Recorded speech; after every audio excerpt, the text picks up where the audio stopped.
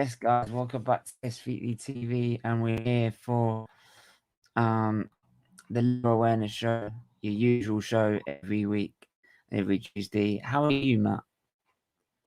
I'm doing good, mate. Mental health is good, as it can be after that Euro 2020 final, mate. But how are you, mate? What? Usually after a game, I'm really sort of down for about a few days, especially after losing the final. I think you saw by my action, I was distraught.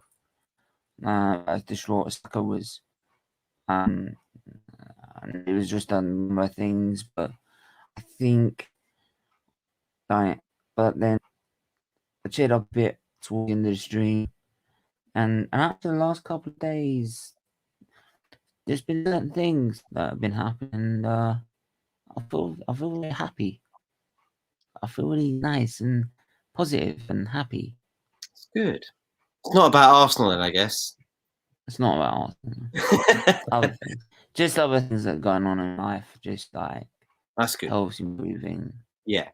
I know my friends are, and just knowing I can, there's people or particular people now I can go to and talk to nearly every day, and just over that last couple of days, it's just been that particularly is really developed, and I'm just happy about it at the minute. Good. Glad to hear it, Stephen. Glad to see you happy. Everyone wants to see you happy. Yeah, I mean that's the thing, is when you've been struggling with health for such a long time, when you're streaming, people think you think too negative, or what do you expect? But anyway, we are live now, and we're doing this because it's just experiences with the pandemic. I'm putting the link in the chat now. And you'll say we did your show earlier, so that was more than happy to do that, you know that. So, but yeah, I mean, the pandemic obviously hit us all really, like it stopped the whole world and hit us pretty hard. And like your initial feelings going sort of when the pandemic was first announced, like what did you think at the time, and what do you think? Well, mate, it was mixed. I mean, like everybody else in the world, you didn't know what was going on, what the virus was, what it could do potentially, and then like sort of down the line, you figured out that this was severe and that you should take the jab. I know a lot of people are saying, "Oh yeah, but the jab doesn't stop you getting coronavirus." No, it doesn't stop you getting from coronavirus. It doesn't, but it stops you dying from it. which is the point I think that people need to hear. It's not about taking it will stop you from spreading it. You will always have it. If you have a flu jab, you're going to be able to spread flu. You're going to get flu. You're going to catch flu, but the possibilities of surviving it are 99%. I think he's gone, then Yeah. Big up, Stephen, Matt. Keep up the good work as always. I got my first vaccination today. Yeah, absolutely well done. Yeah, I mean, when it first hit, I was like, first of all, you saw China, and I thought, like the Ebola crisis, all said it was going to come over here, and I thought, yeah, well, it's not going to come over here. I mean, it will be dealt with, and then obviously you started seeing cases everywhere else, and then all of a sudden you thought, then when the first one's been in the country, I thought, oh shit. And yeah, this still caught us out off balance, and we all sort of quickly had to adjust. And for me at the time, I was struggling at the time, just to support everyone.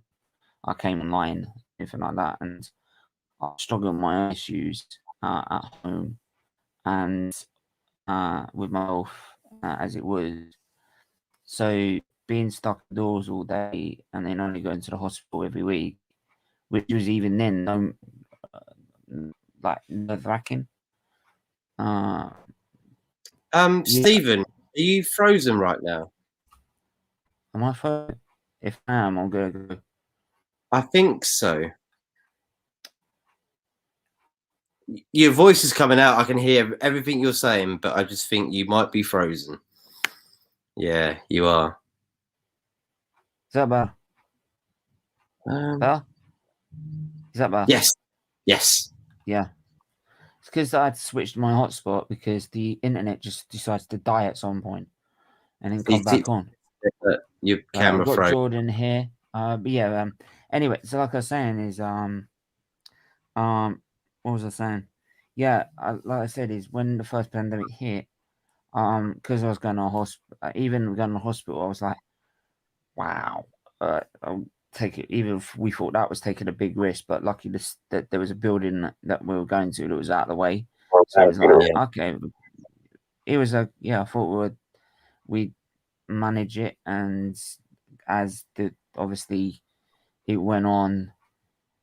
For me, I spent so many months in hospital, like 9 months in one at a time, and only going out about what 10 times maybe during that time, not many times.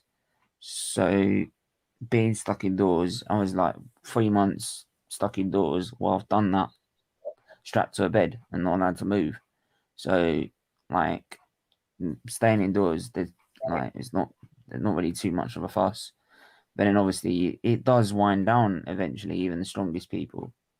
And Yeah. that's where I started going online and decided to have my own opinion and that.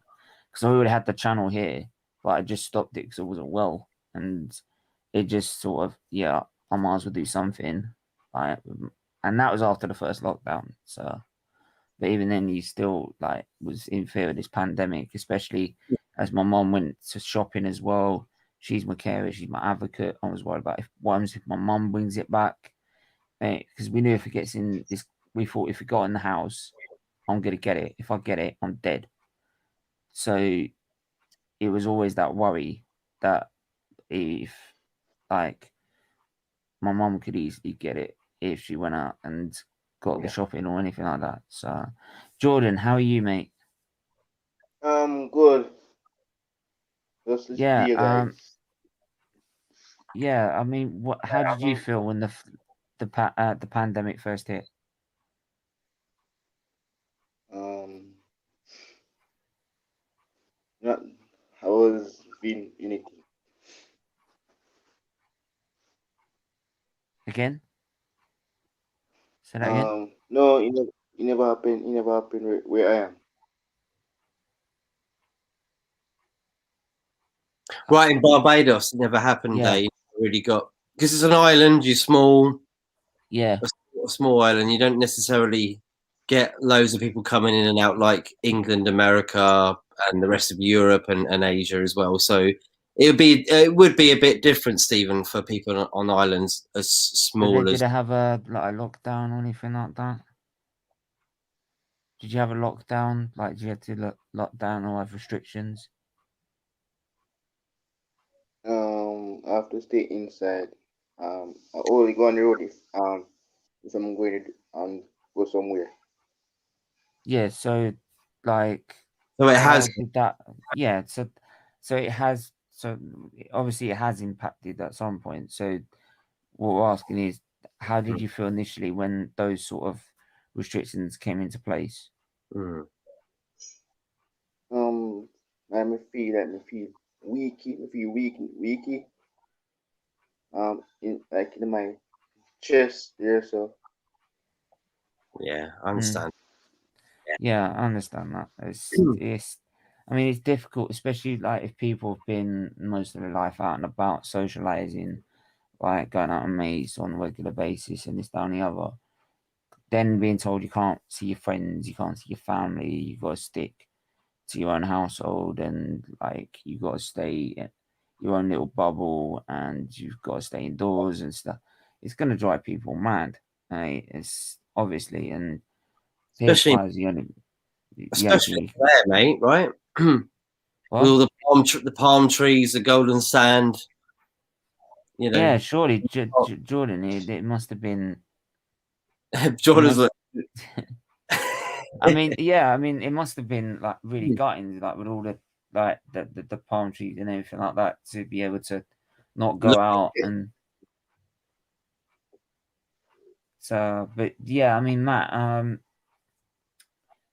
I mean, obviously for you, like when the Euros hit us now, we know you like when for the England games, you're always out and about, like watching the game with friends and that, and so obviously when it came in, it must have been a massive shock to the fact that shit, I'm gonna have to stay indoors, shit, and I think, yeah, I think did that like in the end, it was like, oh god, what do I do now? it was, but it was sort of a weird blessing in disguise. If you know what I mean, like it was like I've got to stay in. The government have told me to. Not only them, the scientists have. Right, I'm doing my part. First few weeks, I was like a bit weird. It was a bit strange, but then you realise what you're doing it for, and it makes all sense. And it changed the way I thought about things, if that makes sense. I think maybe it was like an eye opener for people. Yeah, It's like an eye opener of how precious life is, especially when you had the daily announcements as well, the daily briefings from the government, and they're giving the numbers, yeah, and you saw the numbers, they're going up and they're going up and they're going up. Like I remember when there were about like 700 of them a day or 900 of them a day, and during that time I ended up not well, and sort of to make us sort of stable, a lot more stable than I was, I had to go back in hospital because it got to a point and I was like really struggling energy wise and stuff like that. I couldn't do anything. So I went into hospital and everyone was like, shit, what the fuck? Like, because obviously you think in hospital, the most chances are you're going to get it. So, but luckily he managed to keep his way out the way of that. And it's just been like that. I mean, obviously I came out after that, and having the energy I had was like after the lockdown was okay. Maybe I need something else other than a PlayStation. You can only do so much. So what do? I go out and start. I'll restart the channel again and give it a go again and go for it this time. And obviously, you didn't fancy it. You didn't fancy any of the nurses that were helping you then? They weren't that pretty enough, no? Oh, there were. Oh, there were plenty enough, but let's just say this. I had bigger priorities to worry about. So, and I thought like charity also as well, like CLDF. I spoke to them on a regular basis, and they were struggling as well. So I thought, when you've got a lovely, beautiful NHS worker with a stethoscope round her neck, and she's like, "Can I take your heart?" But unfortunately, the problem is that when it happened, when I was in hospital, that like I was too busy arguing with them to worry about that because I was too busy. Like, why aren't you telling me this? Why aren't you telling me that? Why aren't you telling me the other? I hate you want me to be like do this, do that, do this, do that, and then all of a sudden you're like, well, that's not the point. I hate you're supposed to tell me what's going on. So yeah, for me it was once the lockdown was over for everyone else, but for me it wasn't. It wasn't like over. I had to keep staying in hospital. So what do? I thought, do you know what? I'll start a channel. I'll restart my channel again, right? To try and get this awareness out there. Yeah. Because the awareness still wasn't out there. So I thought I'd try and do it and go for it this time. And obviously I've never looked back since. And now like it's been like my main coping it. Like, not that saying I don't enjoy it, right, and I have to do it for my mental health, but I want to do it because like I mean, some of the people I've met, you talk, Melina, Bargav, Macy as well, just recently as well, and these great people that I've met. And I thought, if I never started it and never got back to doing it, because of the pandemic, I may never run into these people. Yeah. That's the thing. Yeah. A lot of these people have been forced in and started doing streams because of the pandemic as well. So a lot of people that we've met, we might have never met because of the pandemic. Right. So in a way, it's a horrible blessing in disguise.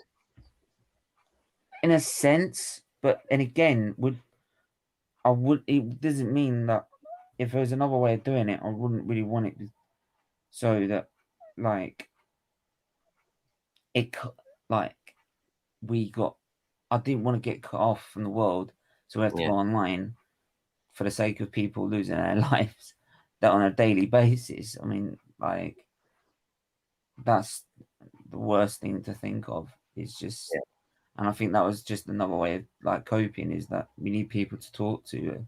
And that's the thing with social beings, we need people to talk to all the time. And talking to your mum and your sister all the fucking time is not exactly like brilliant. yeah, let's put it that way. Sometimes. This is all the reason why I set up my channel and stopped me jumping out of my flat window. Mornings, hello. What about the one above that from Leicester? Yeah. Things was he had male. Nah. Well, I have both, mate. And I tell you what, like gender neutral, aren't you, Stephen? Gender neutral. Nah, I'd rather go. I'd rather the female ones, to be honest. No, but you don't mind. I don't mind which nurse I get. I mean, like, but sexual preference. Nurse preference. Anyone that can help you, no matter what. Yeah, anyone that can help me, absolutely. Right. Cool. But I know female nurses might help you a little bit better because you're interested in females. It's fine. So am I. So anyway, Jordan loves it. Yeah, I mean Jordan loves it. Yeah. What am I trying to say is that yeah, like I said, everyone in the chat, big up yourselves, big up for watching. Make sure you guys subscribe to Football United TV. Make sure you go to subscribe to Jordan as well and follow him on Insta. Make sure you become a member as well to support the charity on a monthly basis. Right, loads of perks. If he gets his finger pointing right, do it right. Loads of perks to do. So yeah, we've got to. So.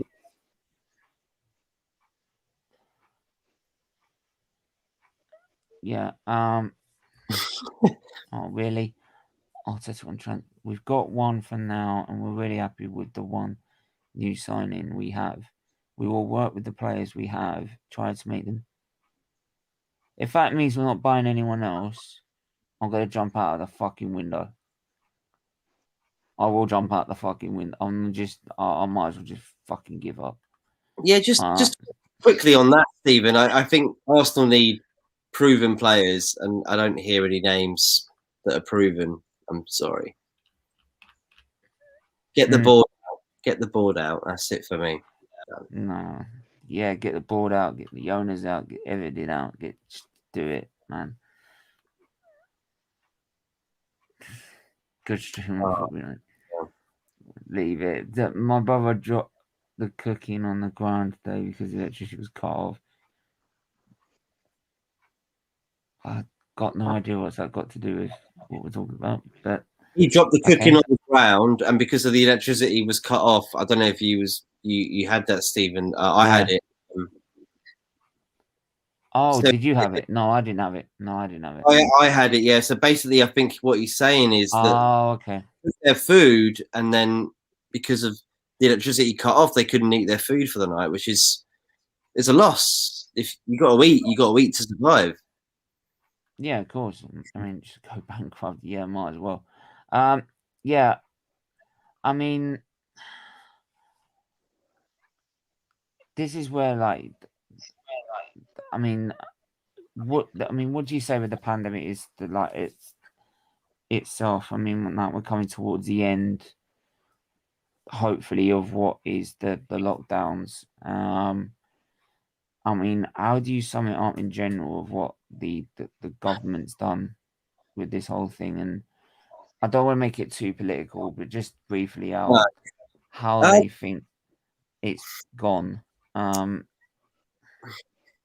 Briefly, the government didn't, I don't think, realised at first how serious this was at first. I don't believe think anyone did. No, of course, no one did. I mean, you look at all the other countries around the world now finally getting their vaccine jabs, which is a little bit far behind us, but we are, I think, the forefront runners of the vaccine jab anyway, the ones that started off giving people the jabs, which is good. It's difficult for everybody around the world. You hear about Mali in Brazil and how many people have died over there from it, and it's a very serious thing.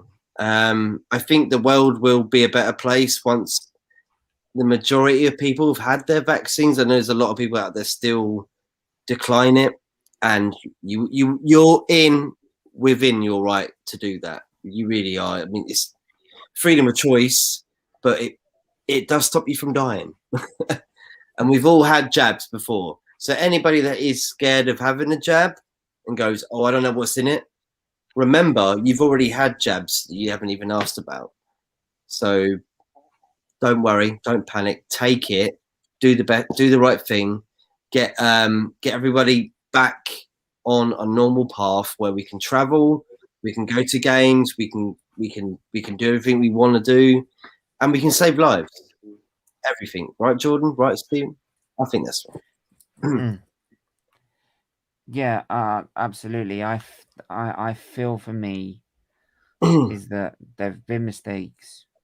Definitely, there's been mistakes made, and some of it is probably just because I think the one thing is people criticize it now, and it's like hindsight is a wonderful thing. I think at the time there's certain things that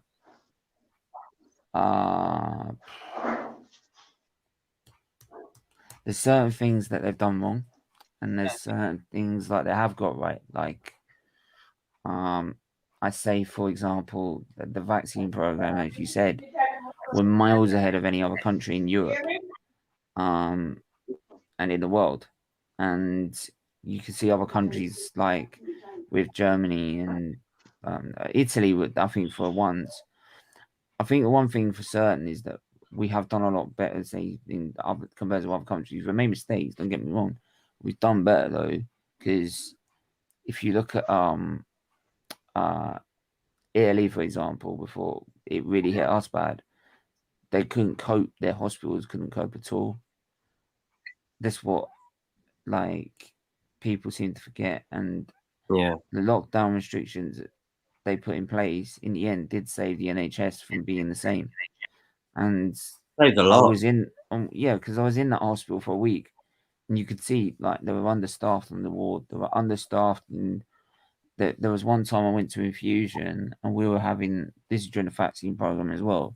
Even then, when I had the vaccine program, but they had that spike, we were getting rushed off. They were getting rushed off their feet. I had was at one point they had a small room where on the same ward of an open ward, and it was literally just a little room, little side room where they sort of tell you if there's good news or bad news to the parents or the relatives, right? And that was it. And that was me with the pump and my infusion. And that was it. And I'm like, wow.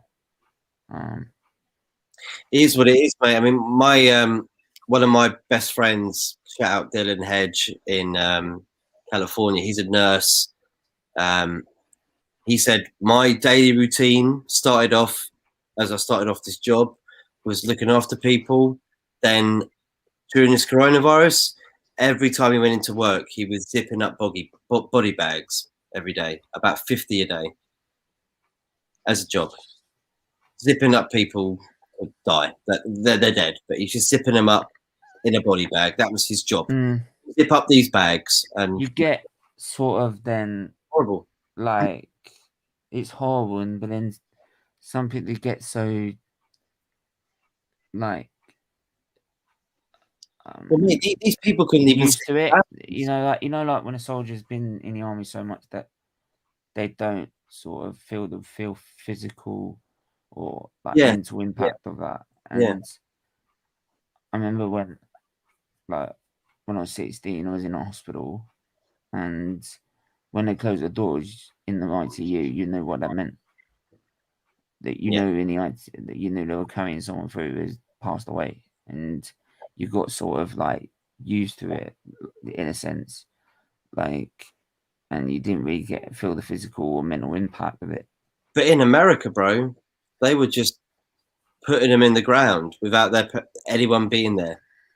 They're just putting the body bags in the ground and then putting dirt over it. The way they've dealt with it is, I mean, if you want to look at how bad a country dealt with it, look at them. I mean, New York, but that's just they can't handle it. They don't have an NHS like we. The lockdown hasn't hit me much personally. I just feel bad for other people who couldn't socialize, to be honest. That does all the time. Yeah. That's weird. Connor's in the building. Big up, Connor. Big up, mate. Netherlands just opened, and we're edging to become red. We should just stay shut to save lives. That's a good point. Shook my brother. I've got a clue what you're on about. Why are you going on about the cat? I mean, I don't know. We're trying to talk about. Oh, Anthony was there. He went. We're trying to talk about like our experiences with the pandemic, mate. I don't know what you want to. I'm trying to. I just don't know whether it's genuine. We've got a Monday now in the building. How are you, mate? Wow, this dude. Hello, guys. Yes, loving the band. My bandana out sometime, man. Sorry. Yeah, how are you, mate? First of all, how are you? Yeah, how are you, Steve? You right? I'm really happy, actually. Do you know what? How's the discussion going? Not too bad. Like I said, I think usually after the football, I feel really down. Even now. But I think, as I said to Matt just earlier in the stream, there's a couple of chats that I've been getting into that have really sort of developed and really made me happy. So, and cheered up a bit. So, with your massive football family on the social media, is that right? Yeah, you got uncles, you got brothers, you got youngers, you got so many family members out there. And with sisters, certain people, and with certain people as well. So there we go. Yeah, but Monday, give us your thoughts initially when the pandemic hit and we had all these restrictions coming in.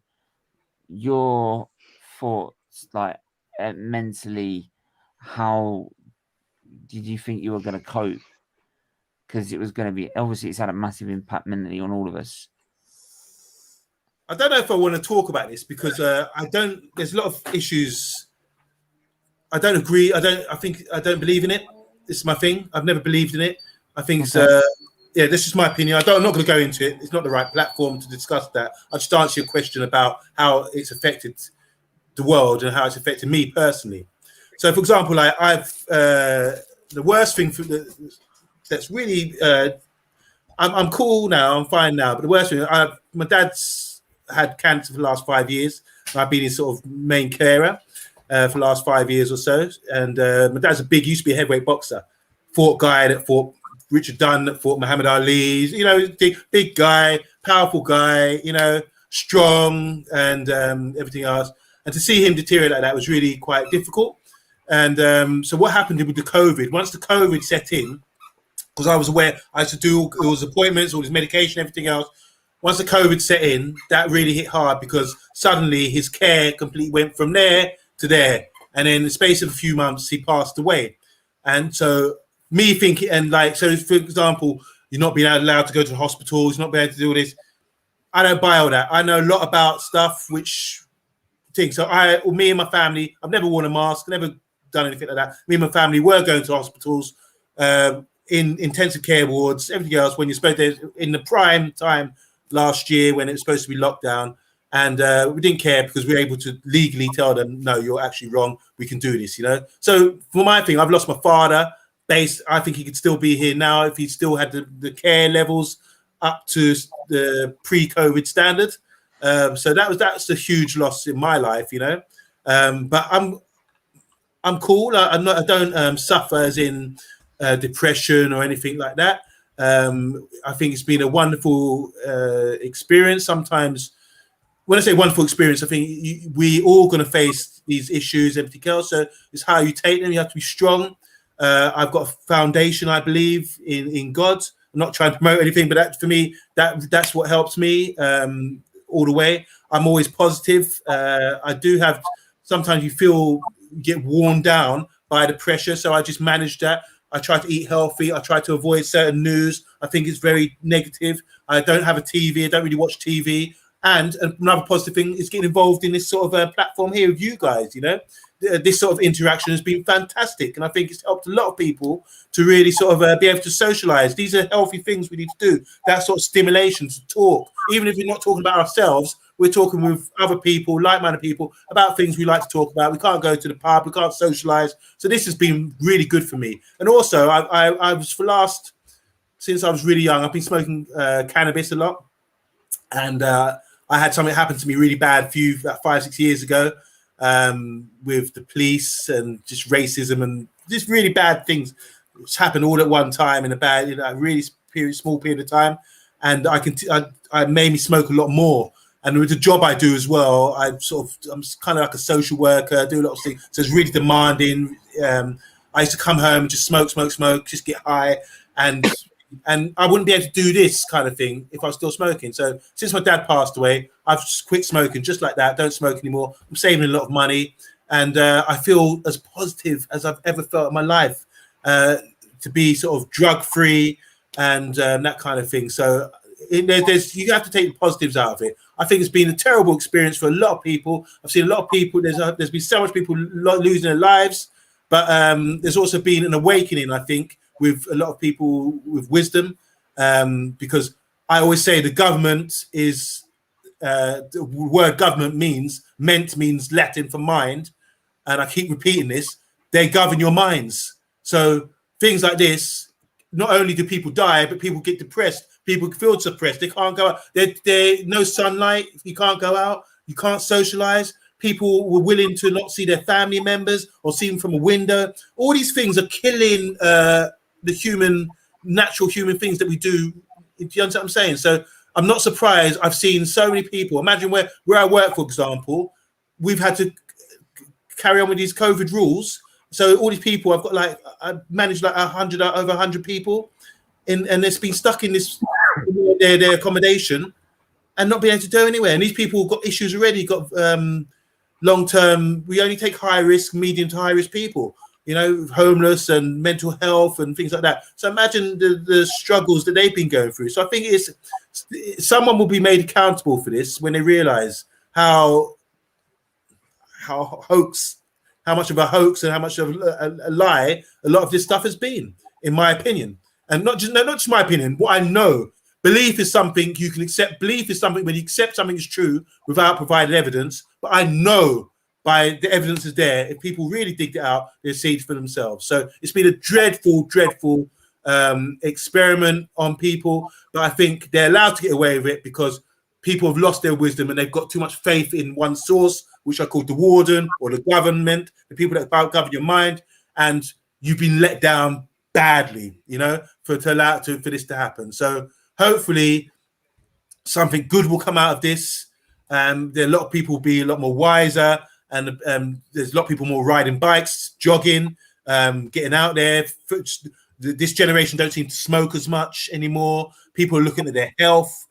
People being slapped with reality of death and all that kind of thing. So people are trying to take care of themselves. So it's not all doom and gloom, but I just think people need to wake up and look after themselves. Stop eating processed foods. Start thinking about nature and your health and being alive and your relationships with people. You know, and just try and be overall more positive about things, because the people have been through a lot of stuff. Even you, Stephen, I don't even feel sorry for you and your health issues, everything else, because of you. You've got a great attitude. You understand what I'm saying? You don't really feel sorry for yourself. You're not out here every night, oh, feel sorry for me or anything else. You like humble me sometimes. I think, why would I be sad about anything out here when Stephen has got talking about issues, and one time he needed to make me cry. Like, I'm a grown-ass man. I think, bloody hell, when you slap me up with the truth about what goes on in your life, I'm like, raw, I better not cry here, because but not crying because you feel sorry for you, but crying and say, how foolish am I to be any day be ever worried about my so-called concerns or issues? I'm not. But hang on. Here's the thing. But here's the thing. Everyone, if you've experienced a life of mine, obviously there's going to be things that are going to be considerably worse if it's going to impact you, right? Because, like, if you haven't experienced anything in your life, just even a small thing could impact you in such a negative way. Whereas if you've coped with a lot of things, it's going to have to take something really, really even worse to make you think to be that same, to end up impacting you in that same way, because you've coped with other stuff before. So if, like, what I'm trying to say is that everyone else that I've seen, if they're feeling like saying, oh, I'm just always just feeling depressed with this, not being able to go out and stuff. Yeah. For them, that's a big thing. So I'm not. That's their own. I'm not gonna say, yeah, but well, mine's considerably worse or anything. That's not the point. Is that, like, everyone has their own challenges. Yeah. And, like, what I want to do on this platform is to let them say, look, stuff what I've been through, right? Just explain what you've been through. It's not a problem to say, look, I've been struggling with this and that and all the other. Right? I'm not going to say to you, oh, come on, look what I've been through. Get on with it. Right? Yeah, I know. I've noticed that. That's great. Yeah. It's just like, yeah, cope, like, get on. It's one of those, yeah, everyone's got different pain thresholds and what they can manage. That's so what whereas you can do something, it might be someone might break their toenail or break their nail. Girl might break their nail, and it could be just as painful and tearful for her than you hearing some stupidness or something, you know. So everyone's got their own threshold. It's just so they can't. We're not comparing. It's not competition. But we have to be humble and just be grateful for every day that we have out here to express ourselves, like, do something positive with it. I wanted to bring you, just before I bring Tio in, I wanted to get with, for me, it's not really trust of the government for me. For me, it's more, I trust what the NHS comes out of, because it's the NHS in the end. Without the best health service in the world, the NHS, I wouldn't be alive today. So for me, it's down to, if someone says to me, right,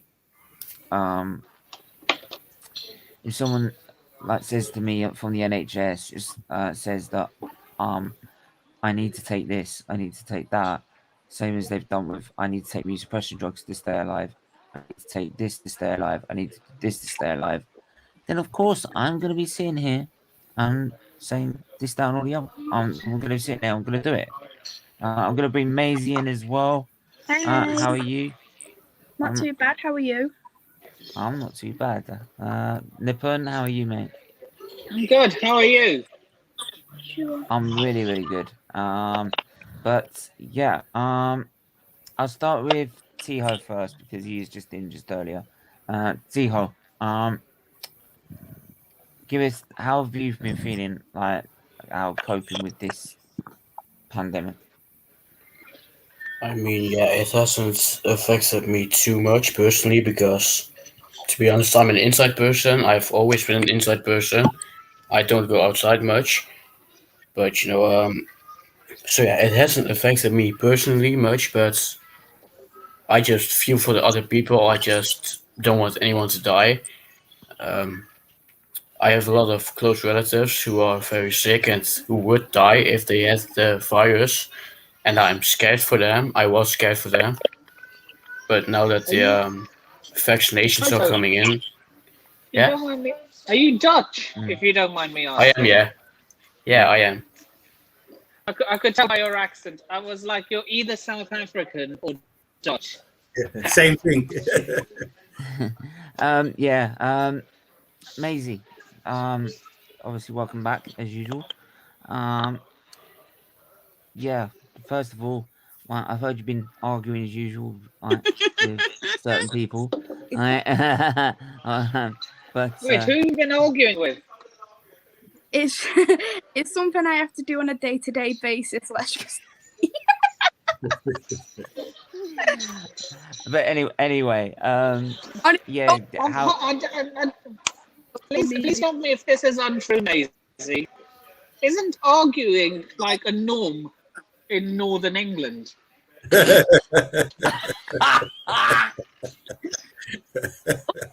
are very sensible. We don't approve of arguing. I'm not gonna argue. I'm just gonna sit here and lie back and say, "You go for it." All right, you tell them. Anyway, how have you coped with this pandemic and coped with it all? With this pandemic, it just felt absolutely like it felt like I didn't recognise anything anymore. Like, I was one of the people, I was working 5 days a week in the office, getting my public transport or getting my dad to take me to work or whatever. And then it just completely changed like that.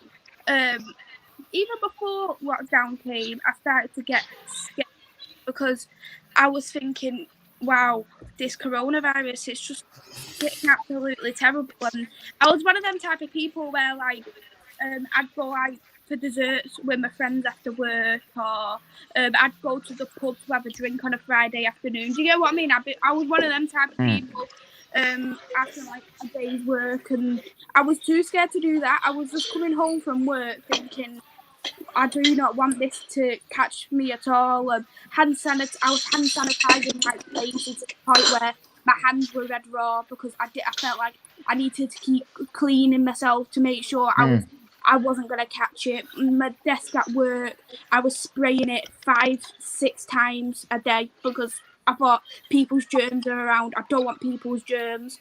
And then I feel like in a way, it really brought quite a lot of anxiety to me, especially when I started working from home as well. It just felt like everything was completely different. I couldn't relax in my own home because I was working, and then I was finished and I was like, I really can't get settled down now. My dad, he's a key worker. He worked during the lockdown, and I was absolutely scared stiff of him coming home, thinking, what if he brings this home to me? And it was just quite nerve-wracking for me, and it just felt like my mental health was really affected.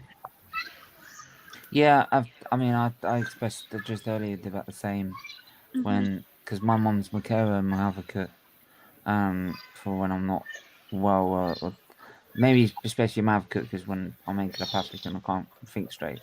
So obviously for that she would have to risk going to the very early stage during the pandemic, risk going to the store, to the supermarkets and buying whatever's left. That was because everyone would take the toilet roll or something.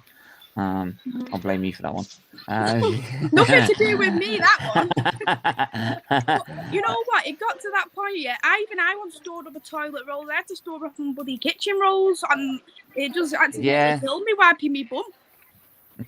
I was just bloody red raw. I was bleeding.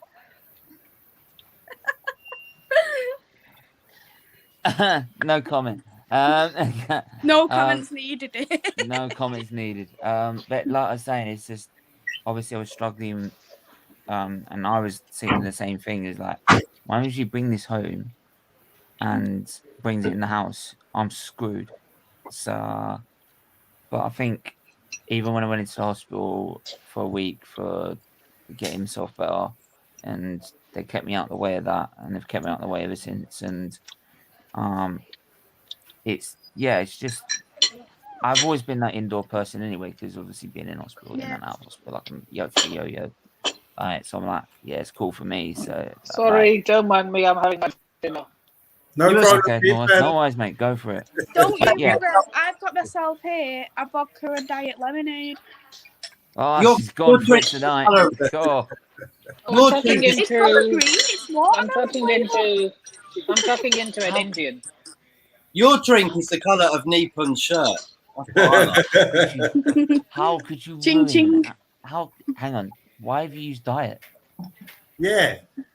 Because I'm on a all-you-can-see diet. Mm. That's. I'm not gonna start. I'm not gonna start. That's sugar. That's pure What? sugar you're drinking.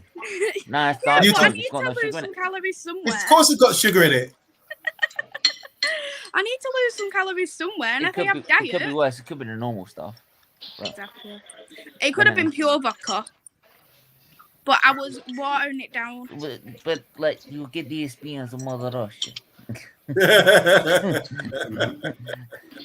Well, anyway, Nipun, how have you coped mentally with this whole lockdown, this whole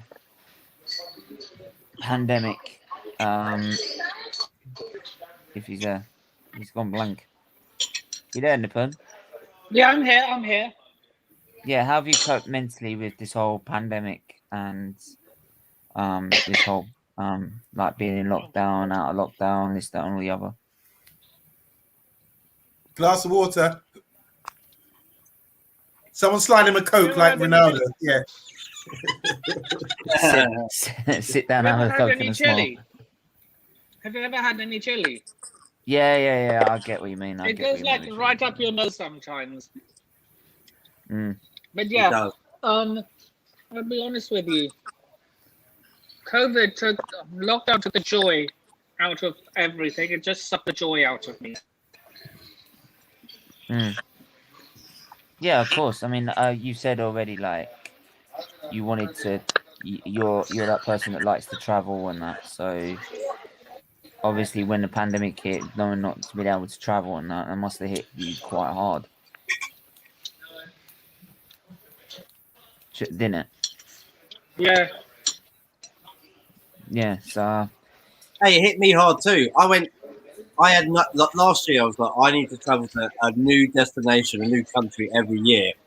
Mhm. I went to Scotland for the first time last year. That was the only place I could go to, Edinburgh, on a train. But I still did something. I still kept with what I feel like I want to do, is travel to somewhere new every year, and I'd never been, and it was nice. Like I don't know. Yeah, it's difficult. that's the thing. The furthest north I've gone is Cromer, and that's about it. Where? Well, no, I went to Derby once, but that was for something else. Oh, Yeah, my That's a sister far. wanted to go to Derby, so from That's where mid- I was from Suffolk, that's quite far. You're in the Midlands. Yeah. But that's about it. I've never gone any further than that. Monday. We got to get him to Hibernian, haven't we? Don't mention. Why have you mentioned Hibernian? We just lost to Hibernian sorry. 2-1. Do you mind? Did you lose today? Yes. Right. 3-1. We lost to Hibernian 2-1. We missed the penalty. Missed the penalty, didn't it? From what I heard. Oh God's sake! And it was Alex Macy. Was Macy in goal? He's not telling You what? He's not telling It was me. Macy in goal. A former Arsenal player. You can't make this up. You know what? I'm too good for Me and Monday just are laughing in like.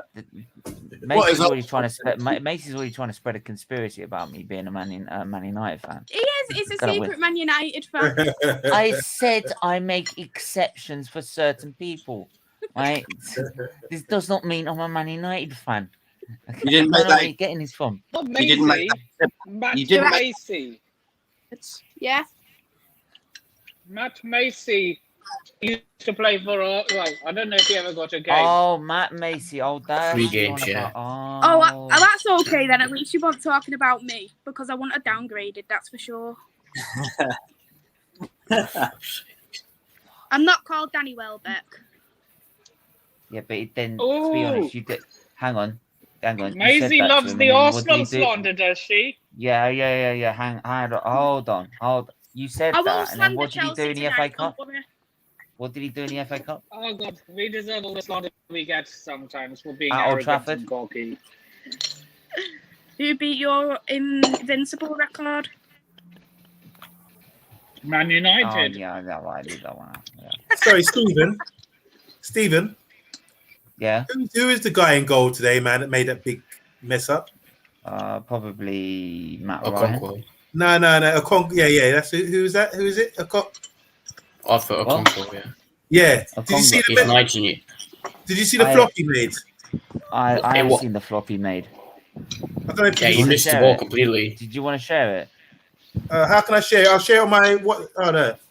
You can share it on screen, can't you? A restaurant recommendation, by the way. Hydra body taste. What's on the... I'll show you. Oh no, you won't be able to see it. Yeah. Oh no, don't. It's hard. You're not going to be able to see it. Yeah. Big cock up. Is it on Twitter? I think I can post it on Twitter, maybe. Yeah. Yeah, send it to me on Twitter, and I can then have to share it. But I don't even want to know what's happened. Oh God's sake! I'm trying not to get to Arsenal right now because for my own mental health.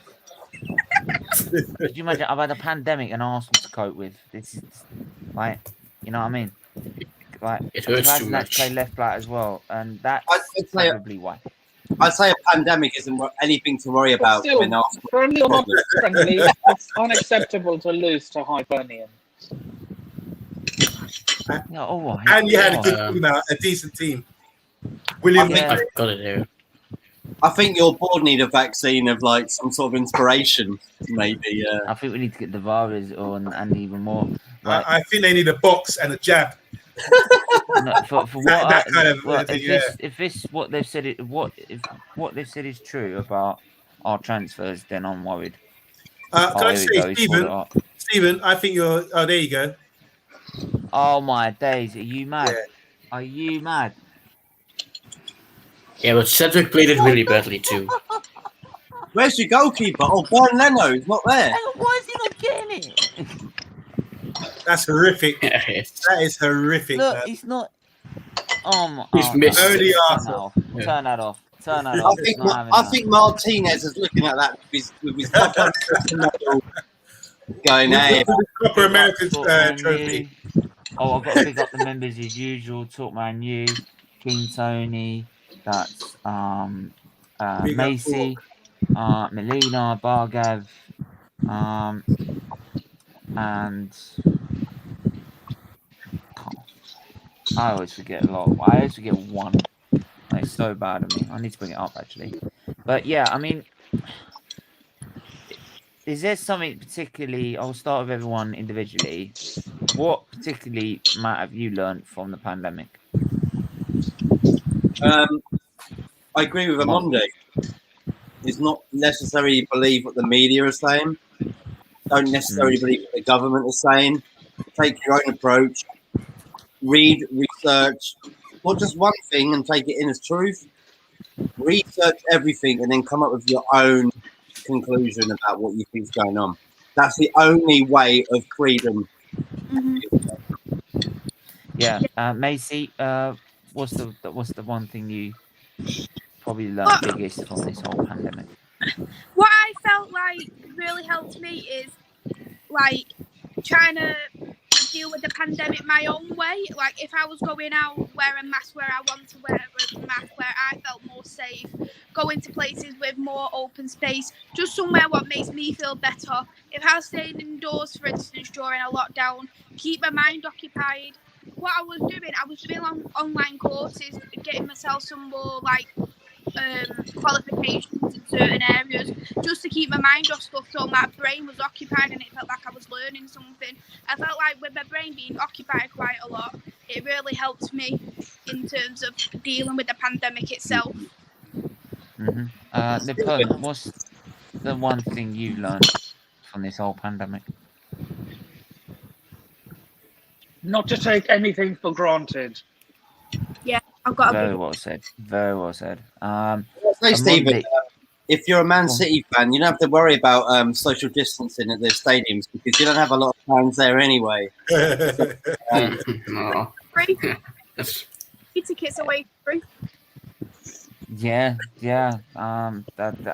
At least I mean, that's the thing. I mean, we got 60,000 that actually turn up to watch us lose. Right. So. Half of them are United fans. Yeah. Monday. Monday, what's the one thing you've learned from this pandemic, man? I learned that if you stand for nothing, you fall for anything. And I think I've learned that I didn't realize I knew it already, but what really shocked me is that deception is huge and people can be duped more so than I actually anticipated. I didn't think people were that naive. Yeah, Tiho, what's the one thing you've learned from this pandemic?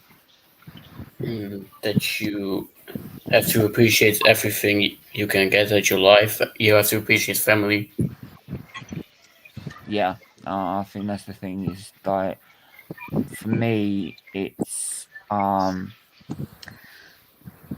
just like it. Just I think for me, it's just reaffirmed what I probably knew already. It would just retaught everything that I know already, which is like life is precious and you got to take each day at a time and live try and live the day as best you can. Because this is why people say like when people say like, oh yeah, your day, like when like your days are numbered or something like that. Well, yeah, all our days are numbered, all our lives are numbered at some point, mate. So it's just take each day as it comes and live it. And I think it's like to show to everyone it's been a real eye opener to say. I think a lot of people when I've heard people on the news explain it, it's like it's like I'm looking myself in the mirror of what they're explaining. And I'm like, well, yeah, I mean that's what some people like myself have had to sort of live with, which is like you have to take each day as it comes. And it's the wind right now. I don't know what it is. I don't know. Is that? That's Nippon eating the sausages, isn't it? Kebab. Don't know, but kebab. Oh, you're making me jealous, mate. I don't even know why I'm here watching you eat. Don't talk. At least we ain't got to talk about like kebabs, have we? So. But yeah, I think it's like I said, just live life to the full and the best way you can. And I think we will. I think Maisie, what are you gonna do like when we finally do say like 19th and they say, yeah, it's all over and we can get back to what we're doing. What's like the first thing you want to do? To be honest, the first thing I'd want to do is hug my granddad. That is just has to be something that I would love to do. He spent his 80th birthday. What an amazing man, just turning 80 in general, but he spent his 80th birthday in lockdown, and you just feel so sorry especially for the elderly people who spend their life fighting for this country. They may have fought in the war. They may have done amazing things in general. They may have been doctors in the past or whatever, and then they're just being locked away, shielding, and it's not nice, is it? Especially when you're elderly. It's like you get what I mean.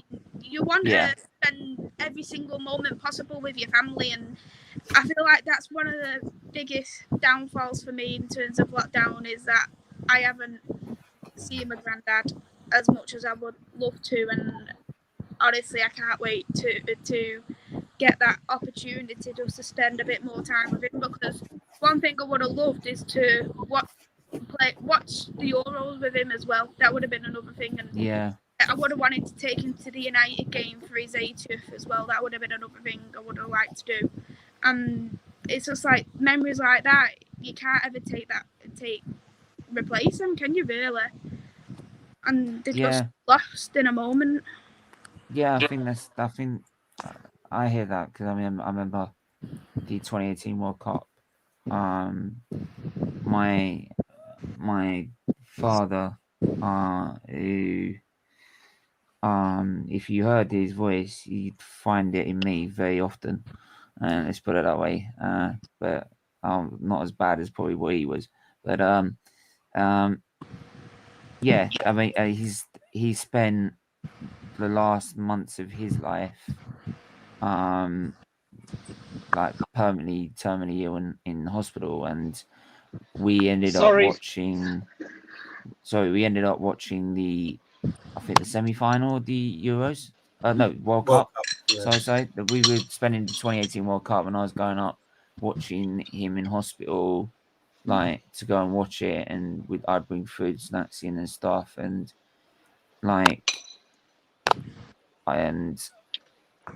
there's certain times where I just wasn't well enough and stuff like that, and it's just like you tried to get there as much as possible because you knew he was terminally ill with cancer, and it wasn't going to be long until he weren't there anymore. So he was like, make the most of what you had. So that's why we just sort of had like sort of what he did with me when I was 11 years old, which have like a boys' night in. He'd come in on a weekend, bring a pizza in, or like let's have a sip of a Stella or something like that. But I do actually have a funny story to tell with that one. Is that nurse that was looking after me looked after me pretty much every other day. She came in at one time when I'm having a sip of this thing. She went, "You can't give him that." She went, I went, "What do you mean?" He said, "It's alcohol. You can't give him that." And he went, I said, "To be honest, love, right? His liver's fucked anyway. What difference it's gonna do?" So wait, Steve, I just looked at him like that. I just looked at him like that. I said, "He's got a point." So wait, your dad speaks just like you. Well, you speak just like your dad, do you? Yeah. Yeah. Visit Marcus Rashford's mural. No, I've been working. Did you visit Marcus Rashford's? I've not seen it before. No. Like North Manchester, down in South Manchester, so it's like an half an hour drive anyway. And because with me working and my dad's working shift patterns with him being a key worker as well, it's just a lot harder for me to get down there. Big up for being a key worker. And big up everyone that's been key workers, healthcare workers, people even working in the shops and everything. Just everyone that's contributed to keeping the country running during this pandemic. Because like you put these basically like soldiers on the front line. You're putting them on the front line and putting them at great risk. Apart from the what? Asia's. Yeah, I felt every single day. Don't like it anyway. Whatever they do, I don't care. I mean, Matt, what's the one thing you're going to do when the pandemic's over? I've already been doing it, mate. Oh yeah. Okay then. Amundi, what are you going to do? Well, the thing for me is like when it's over, it's never going to be over. Our lives, the world's changed now. So when they say go back to normal, there's no normal. We still have. There's like millions of people being vaccinated. There's going to be restrictions at airports. My freedom to travel is being restricted. I'm getting harassment every day for not wearing a mask, or ordered, all kinds of new laws and bylaws are going to come in about this thing. So nothing's really gone back to normal, in my opinion. So, but I haven't stopped working all the way through, which has been. I think that's probably why maybe if I was didn't have employment or anything like that, I would be struggling. I think a lot more, but I'd also find something else to do. So there's nothing. I don't look forward to this day and think it's freedom or anything like that. I believe they're just going to go into another lockdown very soon, and blame everyone here for not for something else.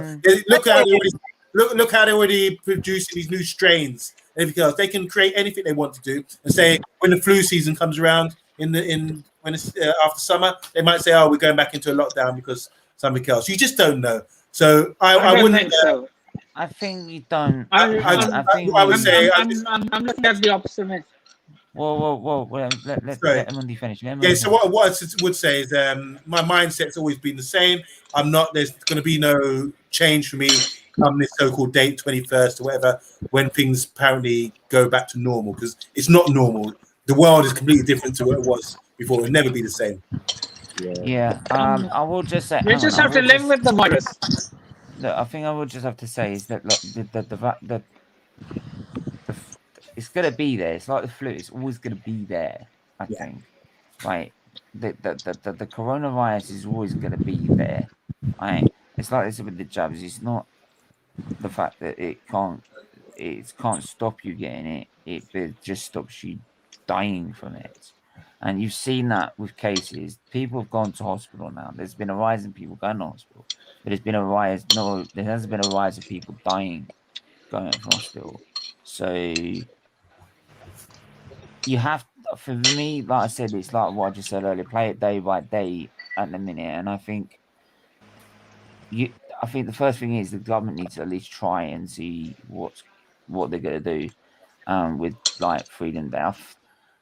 They've said like the mask wearing is going to stop, and it becomes optional. You know, it's up to you, and letting everyone try and be sensible about it. The problem is, I do find is that people might not be sensible to it. But like I said, it's just I like to take it day by day and then see what happens if things do get better or things do go up and we have to do something else, or like. You can't tell this at this early stage what could happen because we haven't been fully out of lockdown. The first actual event that's going to have everyone there without any restrictions is actually this weekend at the Grand Prix on a Friday. Is it this weekend? This weekend. Woohoo! Let's go! With the new format as well, there's going to be even more fans turning up because you've got the new format of qualifying Friday, Saturday qualifying, or the sprint race, which is sprint qualifying on the Saturday, then then the race on Sunday. So there could be even more fans turn up to that.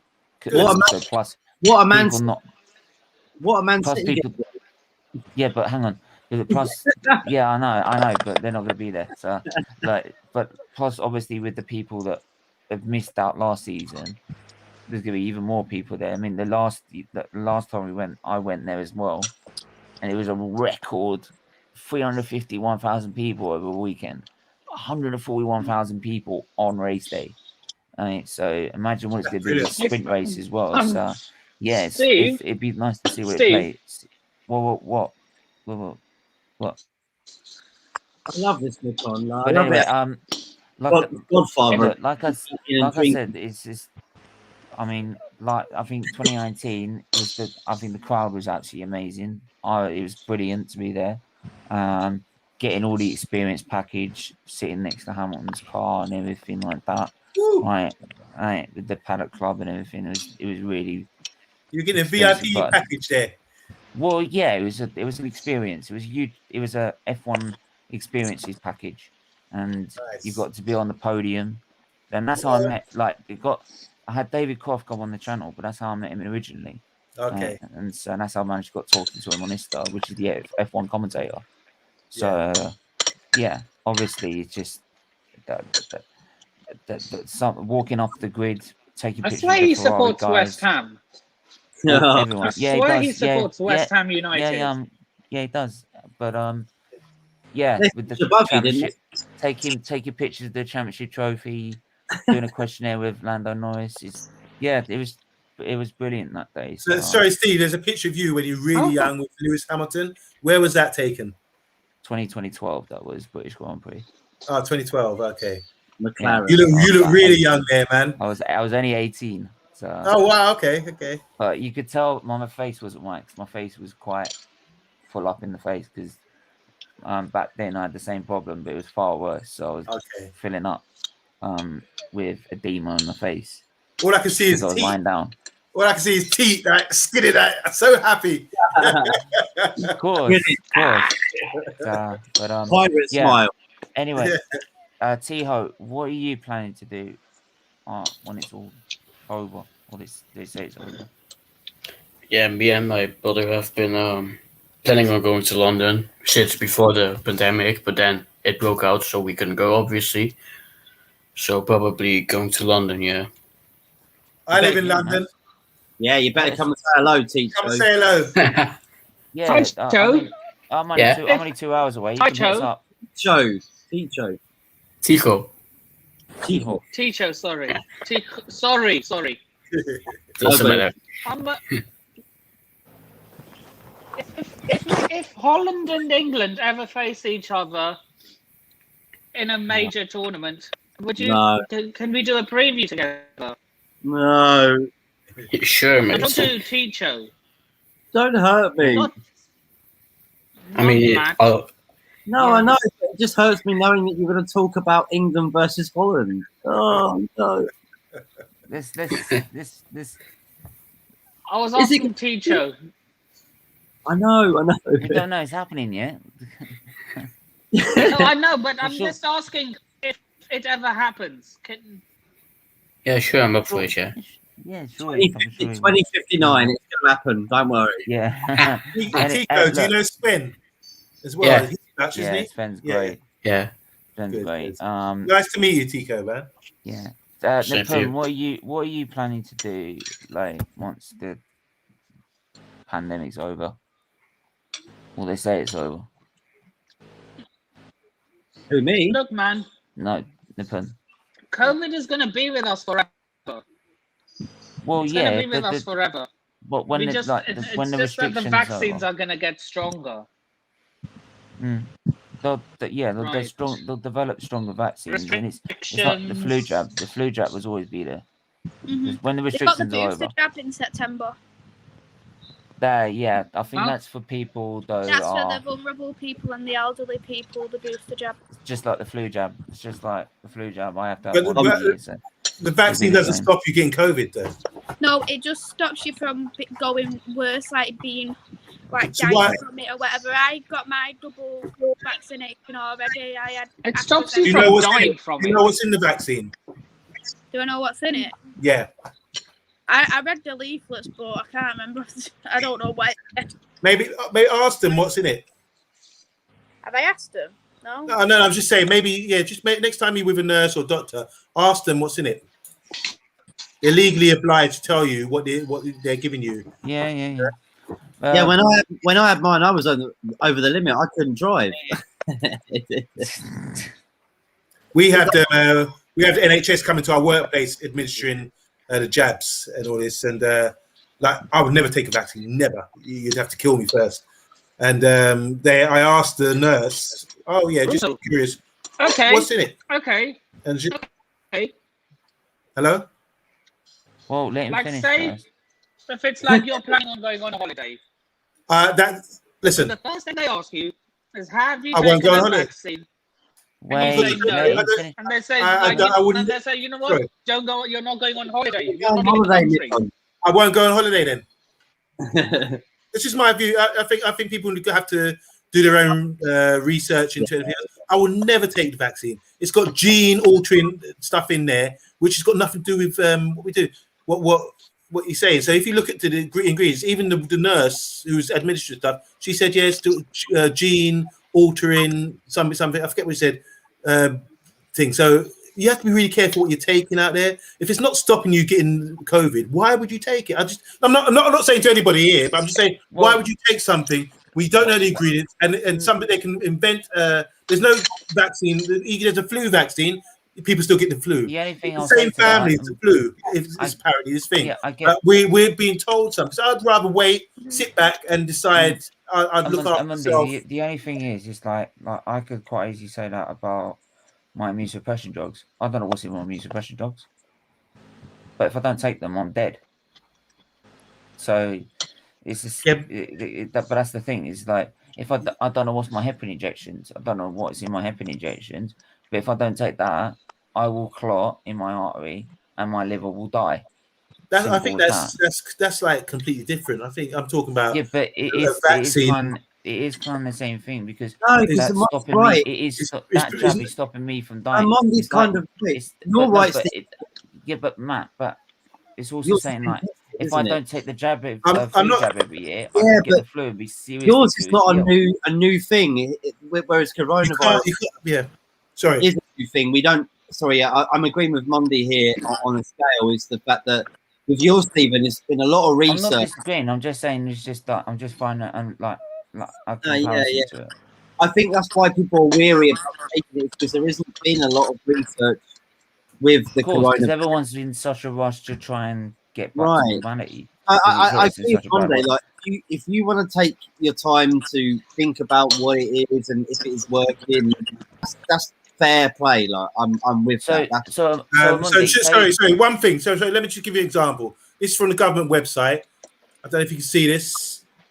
It says 1,403 vaccine deaths. That's 5 per day. And that's 1 million adverse reactions. It's still estimated that only 10% of serious reactions are reported. It's on the UK government website. They actually have to release that information. So this is the 1 million adverse reactions to the vaccine. There's people dying from taking the vaccine, blood clotting. There's issues about where airlines state that people can't fly if you're taking the vaccine because there's risk of getting a blood clot or something like that. So I just think if you rush out a vaccine like this, when it takes sometimes years and years and years to produce vaccines for things, I'd be quite cautious about what you do because already, there's been a vaccine come out and they're saying you've got to take these 2 vaccines, whatever. Then they're saying there's another strain. So do you have to take another vaccine, as Nitin said earlier, about they're going to get stronger and stronger? Do you have to take another one for the next strain and the next strain and the next strain? I mean, where does it end for a respiratory thing called COVID or Corona, which is the same family? If you look on a BPN, just give up on lockdown. Just give up on lockdown. Saying COVID here to stay. There's no more point in going into lockdown. Yeah. So COVID to me, what really it means to me is COVID is the vaccine. For me, it's like there's always been like it's like when you look at penicillin, they came up with penicillin, they've come out with the flu jab. There's always that percentage of people that have reactions that don't agree with it, that have end up even worse than that. I've heard people with penicillin that have had penicillin and they've died. The same. So yeah. So if you look at the study, sorry, Steve, sorry, go on. But I think generally as well, it's like as time goes on and things do get better and things get better and stronger, surely like then it's just like proven this shouldn't be a massive problem. I think it's the only thing is because like so what if it comes to the point? But everyone's been begging to get a vaccine, so they can go back to normal, they can get their jobs back, they can go back to their livelihoods, and this, that, and all the other, right? So yeah, I mean, it's different. And problem, reaction, solution. Yeah, I do see both sides. Like, obviously, it has came out rather quickly, and then there's other like diseases what haven't even got a cure at this moment in time, like cancer, and it's been researched for so long. So you do understand like what is in this coronavirus, but you can see like some people, especially like when they're vulnerable, shielding, they just want to get the vaccine just so they feel a bit more better in the state of mind as well, don't they? And I feel like for me, I really wanted it more for my state of mind and for my family to feel a bit more safe who was living with me as well, so they didn't feel like a bit scared for me to go back to work when I'm back in the So it's fear mongering. You're basically saying it's fear mongering.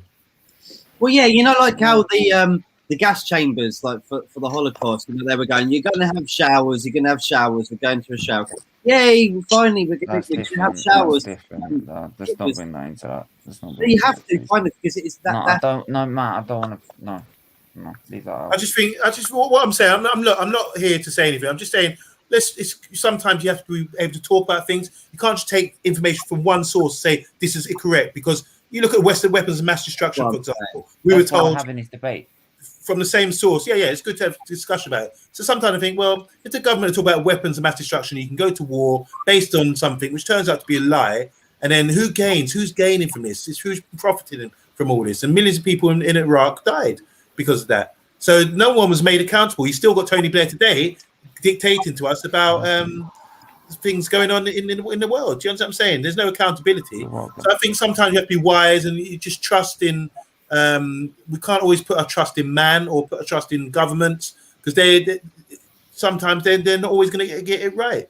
Yeah. And that includes, science and all this kind of thing. Science, a lot of science is theories, and then if you go back, a lot of cancers that have developed in the last 100 years are to do with vaccines that they were handed out years ago. You just have to look at the research. So there's a lot of things that I think we need to, so a lot of information needs to be aired out to get a balanced view, about things. And that's why we're doing it. So but I'm not here to say anti this, anti that. I'm just saying I just want people to think for themselves and just be a bit more wiser, have a bit more wisdom. I'm not here to say, anyone's wrong or anyone's right. I just say it's good to discuss it and say, oh, that's interesting. Well, how come like that figures I showed you on the government website?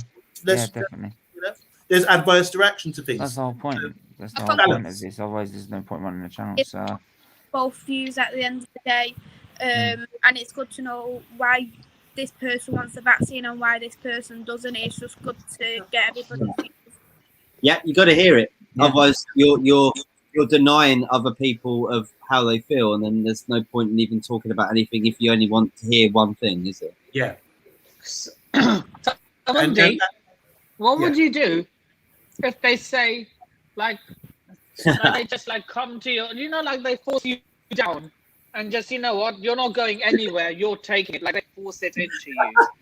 What would you do then? How do you feel about that? Would that be having mandatory? How would you feel about that? Do you think that's a dictatorship? Do you think that's wise? I'd feel horrible. Okay, so what would I do? I think that's dictatorship, but... Well, there you go. So it's not compulsory, it's not mandatory at the moment. So as that stands, I'm not going to do it, but I won't be forced to say, "Oh, I'm going to miss out on a holiday just to take something that I don't believe in." Know what I said. Listen. No. I'm saying that. No, I'm saying that. I'm not taking it, but then they physically come to your door. Yeah. And say, we're going to force it into you. Like, we're just going to hold you into one place. It's impossible. I know my law. And do that. That's why. So I keep myself updated with. Try to be wise to it. I know the law. I know legally that's impossible for them to do at the moment. Yeah. So they couldn't do that. Yeah, not allowed to. I just say a quick. If you notice, what repercussions could a doctor face if they did that? If you notice, what they give you the information is all the media is pro thing, even on the radio, the ads, everything's about COVID, and it's fear based. So we are willingly listen to this information and reacting to fear. Oh, I want to go on holiday. I've heard people say, I want to go on holiday, so I'll take the jab, even if they're dubious about it. Or I'm scared. I want to see my elders or whatever, so I will take the jab, or I will do whatever. I've got a 95-year-old granddad just up the road from me. We go to him every couple of days. We're up there. For me, it's like, and I'll say this, and I'll just finish it on this point. And it's, for me, the only thing I've said to that is, for me, it's like I've never had the government fearmonger me in anything. I've made my own decisions, and for me, the only reason I had decided I'm getting the jab straight away is because the NHS has advised me to do that.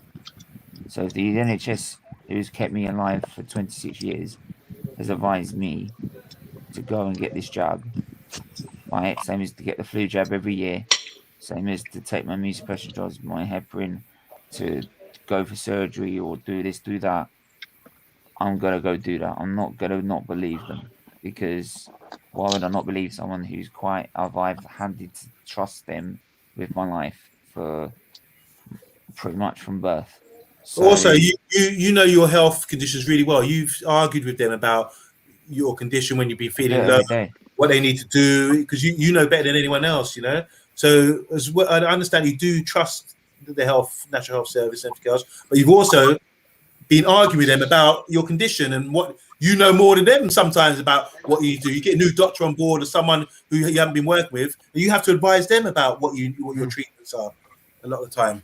So, but yeah, anyway, we're gonna come to the end of that because it's getting late. Sure, we can talk about off air afterwards if you want to, but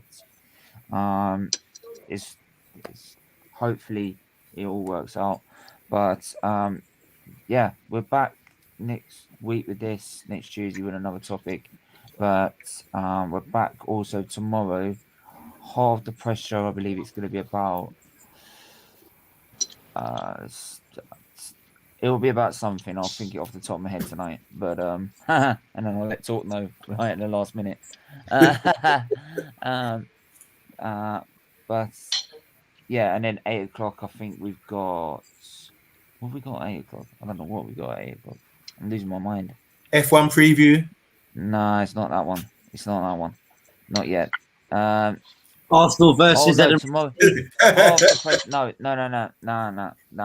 I've got the half the press show sorted, right? And it's also the rest for you as well. Luke's coming for the rest for you to review the refereeing decisions of the Euros. So that'll be good, Chet. That will be very interesting. We'll leave it at that one. Please, I beg you on that show, do that little snippet where you were screaming penalty. Monday. Oh, penalty! Foul! It's a fucking pen! That's a pen, you wanker! You fucking wanker! Get the fucking VAR and you cunt, or I'll fucking kill you!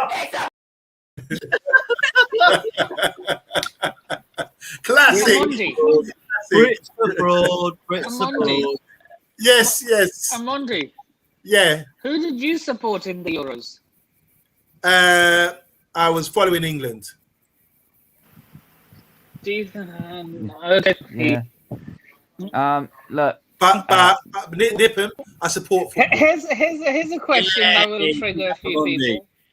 Who do you think is more likely to win a trophy in the next one? Who do you think is more likely to win a trophy in the next? Who do you think is more likely to win a trophy in the next 100 years? England or Tottenham? None. England. None. Oh, that's a good question. Actually, that's a good question. I'd say Tottenham. We're going. That's a good one. That is a good one. Maisie's just what have I walked into? Tottenham fans are now celebrating. Do you want to hurt me even more, Nippon? Do you want to hurt me even more after that game the other day? You really want to hurt me feelings? He doesn't want to. Like, me and No. You know what? There's I'm not upset. I'm not heartbroken. Who am I kidding? I'm devastated. Italy were the better team. Their best team won. That's all. That's fair. You know what? Funny enough, the Jorginho challenge on Grealish. Do you think that was a red card? Quickly, anyone? No. You know? No. It was a red card, straight red. Excuse me. One way to stamp me in the knee and see if that doesn't hurt. And the referee was standing right there. Stop. That could have ended his career. That could have ended his career. So you think it was a red then? Yeah. It's a serious foul. Guys, I watched the Copa America final and nothing compares. How's the shirt pull on Bukayo Saka? No, it's not a shirt pull. Right? If a shirt pull is grabbing you here, if I grab you by the neck, and I've wear those shirts, they're tight around your neck, right? If I grab you on the neck like that and pulled you to the ground, the coppers will freaking arrest me. but Italians are defending him. Italians are defending him. They're winners. They can defend him all they like. They know the truth. It's true. Listen to Matt. Chiellini knew what he was doing. Do you know why? Because he got up and he was like, please God, don't let him show a red. Mate, Officially, he's not Argentina red. and Brazil were doing that during the whole Yeah. Copa America. Yeah. There were 15 fouls in one game. You've never heard anything about that in your life. There were bloody boots. There were like Yeah. bloody And red. actually, someone looked up the rules. I think Static looked up the rules for the Italian league. If he did that in the Italian league, that's an off. Do you know No, what? it wasn't last man. If that It was wasn't last man. yards, if that was 5 more yards, that would have been a red card because it would have been a denial of a goal scoring opportunity. To get But what we're saying, slowing yeah. down. I think it was Maisie. I think it was a denial of a goal scoring opportunity anyway. It was, Yeah, it was. but because it wasn't there at Because height. look, because I It knew what was. Saka was going to do. I knew what Saka Yeah, it was was. going to do. He wanted to swap Listen, shirts. That's all it If was. Giorgio Chiellini hadn't pulled him down, Saka would have done a solo run and tried to win win the tournament. No, you for can't us. predict that. He No, left his he would've- headphones plugged in. No, Saka would have run to the edge of the box, right? Whip one in, Sterling on the other end of it. Goal. Can we Do at it. least? You can can't we at predict least- that. Listen, can we at least applaud Well, I the can Italians predict. for If being I thought- winners, as in going If an I extra thought- mile, and doing tactics like that, which bend the rules that Yes. make them winners. Yeah. Psychological stuff, whatever they're doing, Nice. they bend the rules and they make them winners. Look at Maradona, hand of God. He's Yeah. a hero. He's celebrated at home. Look at Henry, what he did against Yeah. Ireland in the World Cup qualifiers. Do you understand what I'm saying? Cheats. I get you Look at what- Koeman against David Platt when he pulled him back in the 92, was it I 94 get you what. qualifiers. I'll tell you what. Cheats. Right? Cheats. If it was, Cheating. It's hang not on. cheating. We did no, that. no. Look at the World Cup 66 where the ball went Handball. over the line. Handball is a cheat. It did go over the line. Only if the Hang ref on. says it is. Anyone can tell you that. Only if the Even ref then- says it is. Hang on. That's Oh, play by the fine. ref's Only if- whistle, isn't it? Then the I ref's bet an you- idiot, I isn't bet it? If you it's not. Yes, the ref's the one you I would have a could go bet- at. Whoa. I could bet you not. If that was the other way around, Saka is off. No. Why? By Who a mile. knows? So you compare that to Beckham getting sent off in '98. Was that deserved the better sending off? I What don't Beckham know. did to Simeone in '98? I You think have that no deserves? You think that deserves No. a red Was card? it a start It wasn't a foul? red Was card. it a No, it But then wasn't. Simeone did the right thing by making it seem like he'd done something, Yeah, and he that's tripped it. him up. He got him off. He knew what he wanted to do. Yeah. He worked in magic, and it worked, and they won Yeah. the game. No, They sorry. played dirty. That's where England need to learn and be a bit more sneaky. Don't worry If What about do we they did call that, it, we the would get dark sent arts, off. isn't it? The Say- dark arts. They We call would it the get dark sent arts. exactly, Matt. Exactly. Right, we need to use that sometimes. Because Italy got That- 2 European Cups, 4 World When I- Cups when by I- using dark arts. Sorry, Matt. What But do we when you use? take a ball, when we take a ball of the Winners. shirt, I take a ball of shirt here. Not here when you're about to strangle the guy. Yeah, but you can moan about it now. But who won the cup? So why have you strangled him? For fuck's sake. Oh no! What if my auntie was my uncle? You know what I mean? If you are have bollocks, you'd be uncle, yeah. But you know Oh. something? Everyone says Chiellini is one of the world's best centre backs. He got done. If Harry Maguire got done like that, they say, "Oh, Harry Maguire got done. He got done by this guy." Yeah. But he got done, but he done it for his team. Pulled the guy back. Credit to him. He knew he wasn't going to get a red card. One for the team. You've seen it in the Premier League where guy that he took one for the team. There, Really? So Remember the World Cup in 2010 with Uruguay's Luis Suarez against Ghana. Ghana were about to win it, and he just put his hand out and blocked the penalty, blocked the shot, and took A a penalty. monkey. Remember that? Remember Peter Crouch pulling on the dreads of Yeah, Trinidad? yeah, Trinidad. Anyway. Was that not a red card then? No, Look, pulling on his look, hair. No, Look, that's Dark another arts, debate. man, the That's dark another arts. debate. That's dark arts, That's bro. another Art debate. of That's war. another- Art of Wait, war. that's another debate. We'll find out what Yeah. probably our I'm looking forward to your show now. You plugged that. Look at us. We're Like, talking about already. look, See? look, 8 p.m. rest for you. Luke will I'm tell on us it. if I'm it's on a it. red I'm or not. tuning in. Don't worry about that. But I'm yeah, sending mate, Chiellini off if that was me on the Look, reffing that pitch. look. I will discuss with him whether it's a red or not. Right? I'm trying to end the show. But yeah, we'll talk about like everything else off air. But make sure to hit the like Can I just say quickly, Maisie's coming on the Man United agenda this week on Friday. Hey. So welcome to the Man United agenda. Is that right? Right. Is that true, Maisie? What? You're coming on the Man United agenda this Friday? It's Next Thursday, I'm coming on. Is it fair? Okay, whenever. Well, welcome. Look forward to having you on. It's great to have a girl with football knowledge on Man United. We love our Man United. I would definitely be tuning into that. Better than Arsenal. Yeah. Sorry, Steve. Oh, yes. How did we lose? It's bad enough Macy does that to me. And can you make sure Nippon tips is the waiter? I used to be a waitress and I love tips. So you There better you better tip him at least a £5. Who, me? He's screwed. Whenever I go... Nippon's Whenever leaving I right now. I used to work at the pub and some American guy came in and tipped me $2. What am I going to do with this? I'm not even American. I would have just gone to him and said, "Oi, mate." I said, "What? One currency, mate." and if he's asked for tips, he don't. like that. He said, "What am I going to do? What am I going to do with it in this country?" Mug. It's a way to ask for tips. They don't smoke in the shower. How many Is that the same with Don't Eat Yellow Snow as well? People seen? Say it again. Nippon, How say it many again. Timo Werner memes have you seen? Oh, too many. Too many. I've made up another one. Oh, God. It's more like a joke than a meme. If Timo Werner was captain of the Titanic, it would be in a maritime museum, not 2,000 meters below the surface of the Atlantic Ocean. Yep, and Where's the punchline? Iceberg. Yeah. I don't get it. Do you get it? And Do you with get that, it? I missed it. It's gone over my head. I get that. And with that, Again, one more time. And with that bombshell that Jeremy Clarkson would put it, we are off. And Thank we you. are going. Thank you. Smash the like button. Smash the subscribe button. Make sure to check out everyone as well.